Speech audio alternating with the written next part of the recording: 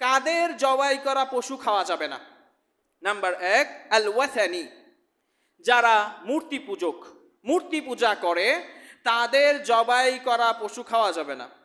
আমি কোনো একটা নিউজে দেখলাম, ঘটনাটা ঘটেছে রংপুর অথবা উত্তরাঞ্চলের কোন একটা শহরে, যে সেখানে একজন মহিলা, সে বিধর্মী অর্থাৎ মূর্তি পূজা করে, তিনি জবাই করে মুসলমানদের কাছে ছাগলের মাংস বিক্রি করছেন। তার প্রধান ক্রেতা হলো মুসলমানরা।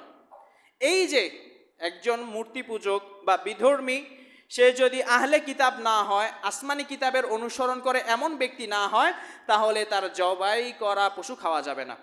এই জন্য যখন আপনারা বাজারে যাবেন, বাজারে যাওয়ার পর অনেক সময় বোঝা যায় না যার দোকান থেকে আপনি মুরগি কিনছেন সে মুসলিম না অমুসলিম, চিনার কায়দা নাই।